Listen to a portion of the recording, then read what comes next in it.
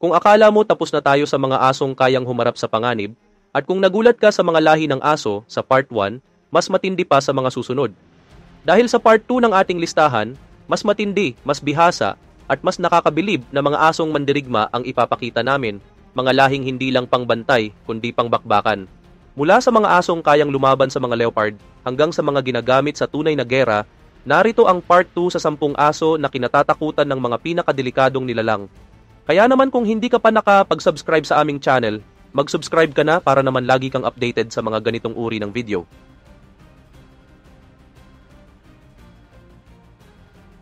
Number 10. Scottish Deerhound. Isipin mo ang isang asong may karismang parang modelo, pero may puso ng isang mandirigma. Iyan ang Scottish Deerhound, isang nilikhang isinilang para habulin ang mga usa sa malalayong kagubatan ng Scotland. Sa taas na umaabot ng 28 hanggang 32 inches at bigat na 75 hanggang 100 pounds, hindi basta-basta ang presensya ng asong ito. Mahahaba ang mga binti, matipuno ang katawan, at may likas na bilis na parang nilipad sa lupa na kung saan ginawa ito para tumakbo sa mga bakubakong daan at matarik na burol. Ang kanyang balahibo ay magaspang at matibay, sapat para protektahan siya laban sa matinding lamig at matatalas na sanga sa kagubatan. Pero ang tunay na sandata niya ay lakas ng loob at hindi matatawarang determinasyon. Kapag naghahabol ng biktima, hindi ito basta tumatakbo at parang dumudulas ito sa hangin, tahimik, pero nakamamatay para sa isang mailap na hayop. Sa mga hayop na umaasang makatakas, ang deerhound ay parang multong hindi mo maririnig, pero sigurado kang darating. Number 9. Kanggal. Mula sa bansang Turkey, ang kanggal ay isang asong parang ginawang tangke, matipuno, malaki at punong-puno ng lakas. Hindi lang ito panakot sa itsura. May mahalagang papel ito at ito ay bantayan ang mga tupa laban sa mga lobo, oso at mga jackals. Ang kagat ng kangal ay isa sa pinakamatindi sa lahat ng uri ng aso na kung sapat para patigilin ang kahit anong mabangis na hayop. Ang kanggal ay madalas may timbang na 110 hanggang 145 pounds at may taas na 28 hanggang 34 inches. Hindi sila basta-basta agresibo, pero kapag nakaramdam ng banta, mabilis silang magbago ng ugali. Titig pa lang nila, alam mong may kapahamakan ang papasok. Ang makapal nilang balahibong kulay buhangin ay hindi lang para sa lamig. Proteksyon din ito sa mga kagat o gasgas kapag nakikipagbuno na sa mga mababangis na hayop.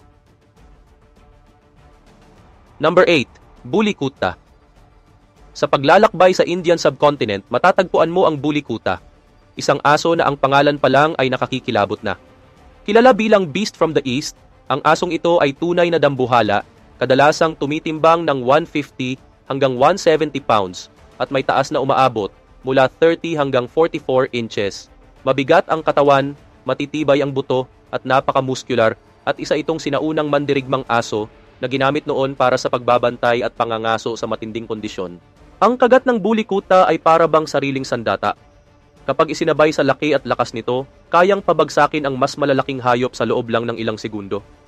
Sa oras ng confrontation, hindi ito basta-basta umaatake dahil ang presensya pa lang nito, mula sa matalim na titig hanggang sa tindig nitong puno ng autoridad, ay sapat na para mapaatras ang kahit mabangis na hayop sa kagubatan.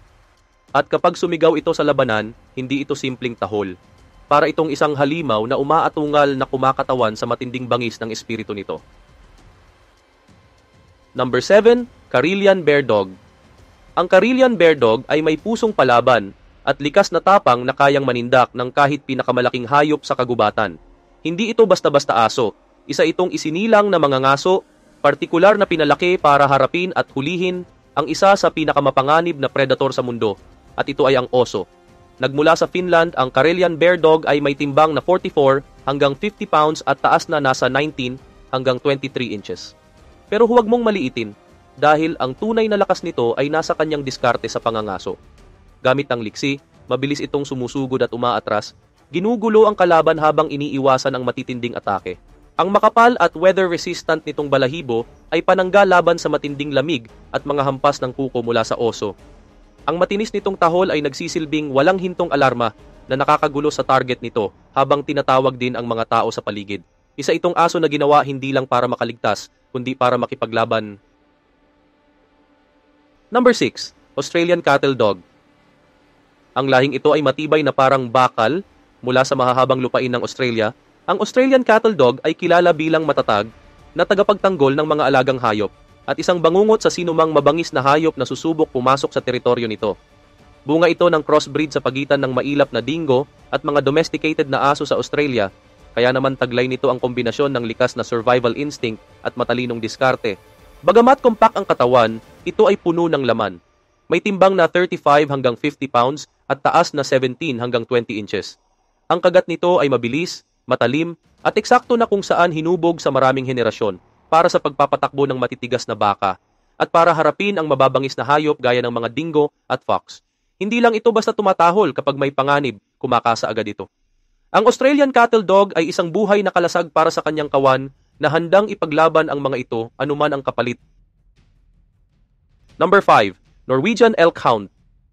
Noon pa mang panahon ng mga Viking, ang Norwegian Elk Hound ay itinuturing ng mandirigma.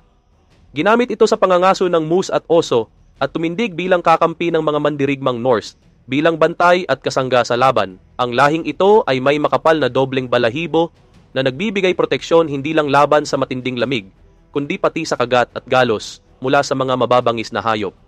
May taas itong 18 hanggang 21 inches at tumitimbang ng 48 hanggang 55 pounds. Ang estilo ng pangangaso ng elk hound ay matalino at kakaiba. Ginagamit nito ang malakas at malinaw na kagat upang lituhin at ipitin ang biktima hanggang sa makarating ang kanyang among mangangaso. Hindi umaatras ang asong ito. Kapag hinarap mo, sasalubungin ka nito na parang hangin mula sa Arctic. Malamig, matapang, at may kagat na kayang butasin kahit ang pinakamatibay na balat. Sa tibay ng katawan at walang takot na puso, ang Norwegian Elk Hound ay tunay na larawan ng isang mabangis at matatag na tagapagtanggol. Number 4, Doberman Pinscher. Mula sa anino ay lumilitaw ang isang asong may makinis pero matipunong katawan. Ito ang Doberman Pinscher, isang lahi na ipinanganak sa Germany na sadyang ginawa para sa proteksyon. At sa papel na iyon, ito ay tunay na nag-e-excel. Taglay nito ang kakaibang kombinasyon ng liksi, bilis, at lakas. Ang Doberman ay tumataas ng 24 hanggang 28 inches at may timbang na nasa pagitan ng 60 hanggang 100 pounds. Ngunit higit pa sa laki at bilis, ang tunay na bentahe ng Doberman ay ang katalinuhan nito. Isa ito sa mga pinakakinatatakutang guard dogs sa buong mundo. Ang kagat nito ay kasing bangis ng tahol na may lakas ang panga na kayang pumigil ng banta sa loob lamang ng ilang segundo. Hindi ito nagdadalawang isip kumilos. Kapag may panganib, mabilis ang kanyang kilos at eksakto ang aksyon na sapat para patigilin ang sinumang manlulusob. Ang makinis nitong katawan ay nagbibigay daan sa matulin at liksing galaw, kaya halos imposibleng maunahan ito ng kahit anong hayop sa kagubatan. Hindi lang bahay ang kayang protektahan ng Doberman, kaya nitong mamayani sa kahit anong teritoryo. Isang presensyang nakakakuha ng respeto at isang titig na parabang dumidiretso sa iyong buto. Number 3, Siberian Husky. Huwag mong hayaang malinlang ka ng itsura nito. Ang Siberian Husky ay hindi lang basta magandang mukha. Orihinal na pinalaki ng mga Chukchi people para humila ng sled at mangaso. Ang asong ito ay likas na ginawa para sa matinding hamon ng kalikasan. Ang makapal nitong dobleng balahibo ay nagsisilbing natural na baluti laban sa matitinding lamig. Kaya nitong gumalaw sa mga nyebe at nagyayelong tanawin na para bang hindi ramdam ang temperatura. May kasaysayan ito ng pagtitiis at pakikibaka sa malalayong lakaran na kung saan kaya nitong tumakbo ng hindi agad napapagod, isang mahalagang katangian sa pangangaso o pagsubaybay sa biktima. Bagamat hindi kasing lakas ng kagat ng mas malaking asong tagapagbantay, binabawi ito ng husky sa kanyang liksi at pagkilos bilang grupo. Kilala ang lahing ito sa pagtutulungan, kadalasang kumikilos ng may koordinasyon para lampasan ang biktima sa bilis at tiyaga. May timbang itong 35 hanggang 60 pounds at ang lean pero muscular nitong katawan ay idinisenyo para sa mabilis at epektibong galaw na kung saan perpekto para sa mga sub-zero na sitwasyon sa pangangaso. Number 2, Tibetan Mastiff. Sa matataas na kabundukan ng Himalayas, matatagpuan ang isang bantay na tila hindi lang basta aso. Ito ay parang isang kuta na may 4 na paa. Ang Tibetan Mastiff ay isang sinaunang lahi na kilala sa kanyang makapal na lion-like na balahibo at napakalaking katawan. Ang mga lalaking adult ay madalas tumitimbang ng higit 100 pounds at may taas na umaabot sa 26 inches sa balikat at isa itong tunay na halimaw sa laki. Ang makapal at siksik nitong balahibo ay hindi lang para sa lamig. Ito rin ay nagsisilbing proteksyon laban sa kagat at atake ng mababangis na hayop. Ipinanganak ito sa malupit at mabundok na kapaligiran, kaya't likas na matatag at alerto. Ang kagat ng Tibetan Mastiff ay kabilang sa pinakamalalakas sa mundo ng mga aso na kayang maglabas ng higit 500 pounds ng pressure na sapat para durugin ang anumang banta. Kapag isinama mo pa ang kanyang natural na protective instincts, kaya nitong harapin ang mga lobo, leopard at iba pang predator. Ang laki pa lang at ang malalim nitong tahol nito ay sapat na upang takutin ng sino mang mapusok, kaya't madalas hindi na nauuwi sa laban ang pagtatanggol, napapaatras na agad ang kalaban sa takot. Number 1, Blue Tick Hound. Hindi lang ito aso ng kagubatan. Ang Blue Tick Hound ay isang halimaw sa pangangaso. Kilala sa kanyang kakaibang asul na balahibo na may batik-batik na itim, ang lahing ito ay likas sa katimugang bahagi ng Amerika at tanyag sa kanyang kakayahang sundan ang amoy ng biktima kahit pa ito ay malamig na at milya-milya na ang layo. May bigat na mula 45 hanggang 8 pounds, ang Blue Tick ay may matibay at balansing katawan na sapat para sa matagal na habulan sa masukal na kagubatan. Ang lakas ng panga nito at tibay ng kagat ay mga pangunahing armas sa pagpigil sa mas malaking hayop hanggang makarating ang mga mangangaso.